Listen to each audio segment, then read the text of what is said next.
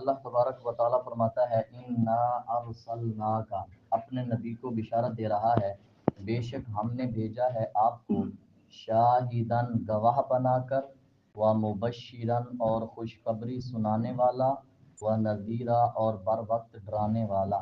یہ شاہدن گواہ بنا کر آپ کو پوری امت قیامت تک جتنی امت ہے سب پہ گواہ بنا کے ہم نے بھیجا ہے۔ لتؤمنوا لتؤمنوا باللہ ورسولہ وتعزروہ وتوقروہ، تاکہ تم ایمان لاؤ اللہ پر اور اس کے رسول پر، اور تاکہ تم ان کی مدد کرو، تعزروہ مدد کرو، وتوقروہ اور دل سے ان کی تعظیم کرو۔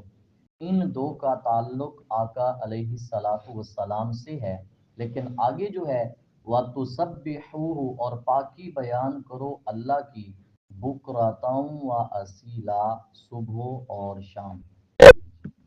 اللہ تبارک و تعالیٰ فرماتا ہے ان الذین یبایعونک، بے شک جو آپ کی بیعت کرتے ہیں، انما در حقیقت یبایعون اللہ، وہ اللہ سے بیعت کرتے ہیں۔ جو آپ سے کرتے ہیں وہ اللہ سے کرتے ہیں۔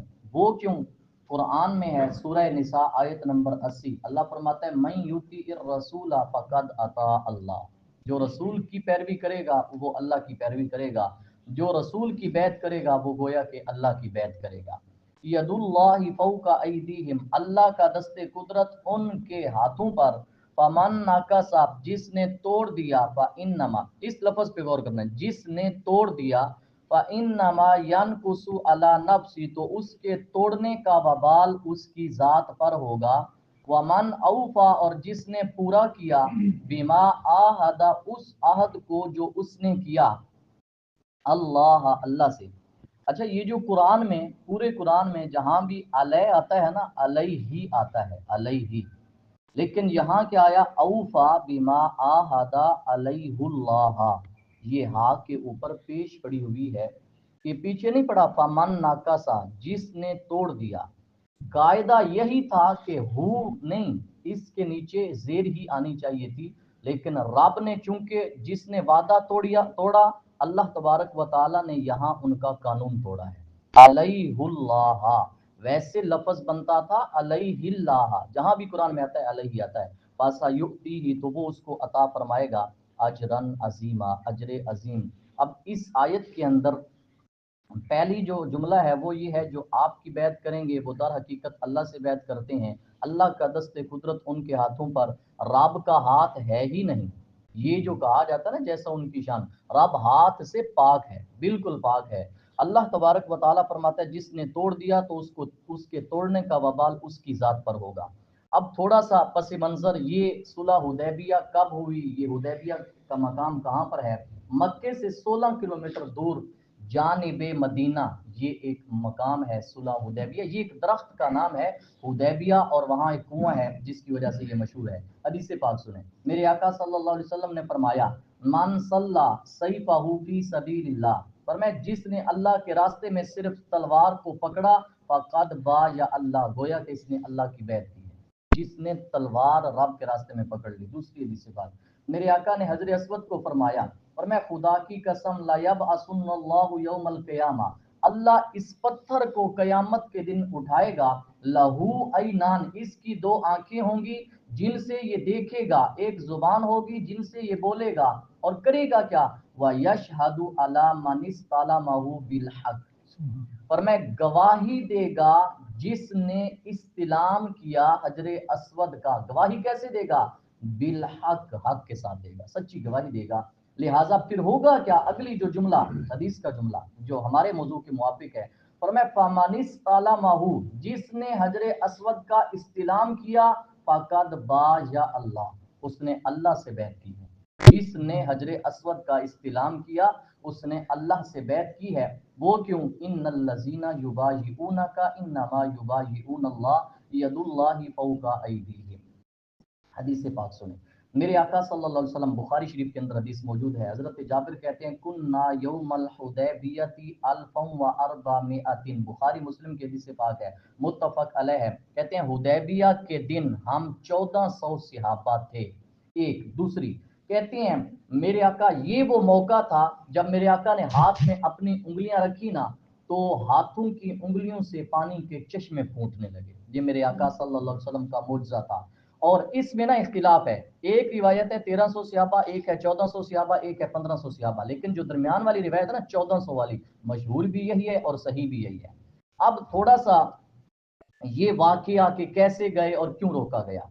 میرے آقا صلی اللہ علیہ وسلم نے حضرت عمر بن خطاب کو بلا کر فرمایا اے عمر جاؤ مکے کے قریشیوں کے اشراف کے پاس, ان کو میرا پیغام پہنچاؤ.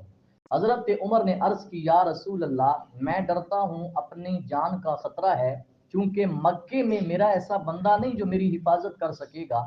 آپ کو ایسے بندے کی رہنمائی کرتا ہوں جو عزت والا ہے, وہ ہیں حضرت عثمان بن عفان, ان کی رشتہ داری بنتی ہے ان سے. ہوا کیا, میرے آقا نے ابو سفیان کی طرف بھیجا اور قریش کے اشراف کی طرف بھیجا اور فرمایا جا کر ان کو بتانا لم یأتی لحرب, ہم لڑائی کے لیے نہیں آئے. ہم کیوں آئے ہیں؟ محض زائرن لہذا البیت, بیت اللہ کی زیارت کے لیے آئے ہیں. ومعظما لحرمتہ, ہم رب کے گھر کی حرمت کی تعظیم کرنے آئے ہیں. ہم کوئی فساد, کوئی لڑائی, کوئی جھگڑا نہیں چاہتے. حضرت عثمان مکہ چلے گئے. سب سے پہلے جس بندے سے ملاقات ہوئی ان کا نام تھا ابان بن سعید بن آس. ان سے ملاقات ہوئی, یہ شخص لے کر ان کو گیا حضرت ابو سفیان کے پاس اور قریش کے بڑے بڑے لوگوں کے پاس. تو پھر ہوا کہ حضرت عثمان نے رسول اللہ کا پیغام ان کو پہنچایا. جب حضرت عثمان فارغ ہوئے اپنی گفتگو سے, وہ کہنے لگے ان شئتا, اے عثمان اگر تو چاہے تو بیت اللہ کا طواف کر لے, لیکن اجازت نہیں دیں گے. آپ چاہیں چونکہ آئے ہوئے ہیں آپ طواف کر لیں, ہم خود جاتے ہیں تیرے ساتھ. لیکن حضرت عثمان نے کیا کہا, ما کنت لافعل حتى یطوف به رسول اللہ, فرمایا میں ایک سال یہاں ٹھہرا رہوں جب تک میرے مصطفیٰ حدیبیہ میں ہوں, جب تک وہ طواف نہیں کریں گے میں کعبے میں رہ کے طواف نہیں کروں گا, چونکہ مجھے میرے آقا نے قاصد بنا کے بھیجا ہے اور میں نہیں طواف کروں گا. اچھا پیچھے نا صحابہ نے ایک خبر پھیلا دی کہ یا رسول اللہ حضرت عثمان گئے ہیں, وہ تو طواف کر لیں گے. میرے آقا نے فرمایا میرا گمان یہ ہے میرے بغیر طواف نہیں کریں گے.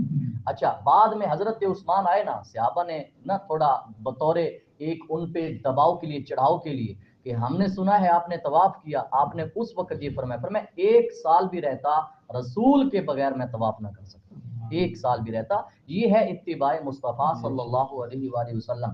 ہوا کیا, آپ کو فرمایا کہ آپ نے طواف نہیں کیا, آپ کو قریشیوں نے روک لیا. چند دن جب روکا نا, میرے آقا تک یہ بات پہنچی اور مسلمانوں تک ان عثمان قد قتلا, کہ حضرت عثمان تحقیق شہید کر دیے گئے ہیں. جب یہ حضرت عبداللہ بن ابو بکر نے یہ بات پہنچائی نا آقا تک کہ حضرت عثمان تو شہید ہو چکے ہیں, میرے آقا نے فرمایا لا نبرہ حتی نناجز القوم, فرمایا ہم اس وقت تک چین سے نہیں بیٹھیں گے جب تک اس قوم سے بدلہ نہیں لیں گے. اس وقت پھر یہ بیعت ہوئی. پھر وہ سنیں, کہتے ہیں میرے آقا نے لوگوں کو بلایا بیعت کی طرف, فرمایا یہ بیعت الرضوان ہے جو درخت کے نیچے ہوئی. لوگوں نے کہا کہ حضرت جابر بن عبداللہ کہتے ہیں میرے آقا صلی اللہ علیہ وسلم نے موت پر بیع نہیں لی تھی, ہم سے بیع اس لیے لی تھی تاکہ ہم بھاگ نہ جائیں. اور کہتے ہیں جب بیعت لی 1400 صحابہ میں سے ایک مسلمان پیچھے نہیں ہٹا. یہ ہے بیعت الرضوان, رب کی رضامندی کی بیعت اور حضرت عثمان کے قتل پر مسلمانوں کا اجتماع. یہ تھی بیعت رضوان. اب سنیں حدیث پاک سنیں, میرے آقا صلی اللہ علیہ وآلہ وسلم نے فرمایا اب جب 1400 صحابہ تھے بیعت کرنے کے لیے, حضرت عثمان تو نہیں تھے. حضرت عثمان کی شان کیا ہے, میرے آقا نے ہاتھوں کو بلند کر کے فرمایا اللہم, اے اللہ, انا بے شک عثمان فی حاجت اللہ و حاجت رسول, آج عثمان اللہ اور اللہ کے رسول کا کام گیا ہے. لہٰذا میرے آقا نے اپنا ایک ہاتھ دوسرے ہاتھ پہ رکھ کے فرمایا یہ عثمان کی بیعت میں کر رہا ہوں. اب اندازہ لگاؤ میرے مصطفیٰ کا ہاتھ بہتر ہے کہ صحابہ کا ہاتھ بہتر تھا؟ آقا علیہ الصلوۃ والسلام کا ہاتھ بہتر ہے. تو یہ آقا علیہ الصلوۃ والسلام نے فرمایا آج اللہ کے کام میں اور اللہ کے رسول کے کام میں عثمان گیا ہے, لہٰذا اس کی بیعت میں آج اپنا ہاتھ دوسرے ہاتھ پہ رکھ کے کر رہا ہوں, رب کو گواہ بنا کر. حدیث پاک سنیں, میرے آقا صلی اللہ علیہ وآلہ وسلم نے فرمایا صحابہ آج تم نے جتنوں نے بھی میرے ہاتھ پہ بیعت کی ہے، انتم خیر اہل الارض اليوم، فرمایا آج جس دن بیعت ہوئی روئے زمین پر تم سے زیادہ بہتر کوئی نہیں ہے۔ جس صحابی نے میری بیعت کی ہے نا، بیعت رضوان، پر میں تم سے روئے زمین میں آج کوئی بہتر نہیں ہے۔ اور حدیث پاک کے اندر آتا ہے، میرے آقا صلی اللہ علیہ وسلم نے فرمایا لا يدخل النار احد ممن بايع تحت الشجرہ، فرمایا ایک اعلان سن لو، جس نے اس درخت کے نیچے میرے ہاتھ پہ بیعت کی ہے ان میں سے کوئی جہنم میں داخل نہیں ہوگا۔ یہ بھی حدیث پاک ہے، یہ بشارت ہے۔ ایک اور حدیث پاک سنیں، اس پر ایک حدیث پاک یہ ہو گئی، دوسری حدیث پاک میرے آقا صلی اللہ علیہ وسلم نے فرمایا یادخل من بايع تحت الشجرۃ كلهم الجنہ، فرمایا جتنوں نے میرے ہاتھ پہ اس درخت کے نیچے بیعت کی سارے کے سارے جنتی ہیں، سوائے صاحب الجمل الاحمر، ایک سرخ اونٹ والے کے، وہ جنتی نہیں ہے۔ اس نے کیا کیا؟ کہتے ہیں صحابہ کہتے ہیں فن تلک نا نب تادرہ، ایک شخص جا رہا تھا، سرخ اونٹ تھا اس کے پاس، ہم نے جا کر اس کو کہا آؤ رسول اللہ کی بیعت کر لو، وہ کہنے لگا میرا اونٹ گم ہو گیا اور میں رسول اللہ کی بیعت کروں۔ اس بات پہ فرمایا باقی سارے جنتی ہیں، یہ جنتی نہیں ہے، یہ جنتی نہیں ہے۔ جب رسول کا حکم آ جائے اونٹ کی کیا حیثیت ہے، تب پھر تو جان بھی قربان ہے۔ حدیث پاک سنیں، یہ دو حدیثیں کہ یہ جتنے صحابہ بیعت کی سارے جنتی ہیں۔ تیسری حدیث پاک میرے آقا نے فرمایا کلکم مغفور اللہ، فرمایا جس نے میرے ہاتھ پہ بیعت کی ہے سب کی اللہ نے بخشش کر دی ہے، سب کی بخشش ہو گئی ہے۔ اب یہاں پر نا جی آقا علیہ الصلوۃ والسلام کے دور میں ایک بات مشہور ہو گئی، پتہ ہے آپ کو، حضرت حاطب بن ابو بلتعہ، یہ وہ تھے جو ایک خط لے کے جا رہے تھے ان کی طرف بطور جاسوسی، انہوں نے ایک خط بھیجا تھا، میرے آقا نے حضرت مولا علی رضی اللہ تعالی عنہ کو بھیجا تھا، پھر وہ ان کے بالوں سے نکلا تھا، سروں سے خط نکلا تھا۔ حضرت حاطب، جی عورت کے بعد، حضرت حاطب بن ابو بلتعہ حضرت مولا علی لے کر آئے تھے، ان کے بارے لوگوں نے مشہور کر دیا تھا لا يدخلن حاطب النار، کہ حاطب تو جہنمی ہے معاذ اللہ، ان کے بارے مشہور کیا۔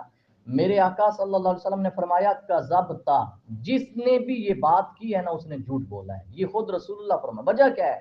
فرمایا لا يدخلها، حاطب جہنم میں نہیں جائے گا، فإنه قد شهد بدرا والحدیبیہ، فرمایا حضرت حاطب بدر میں بھی شریک ہوئے اور وہ بیعت جو 1400 صحابہ نے کی ان میں سے ایک حضرت حاطب بن ابو بلتعہ بھی تھے۔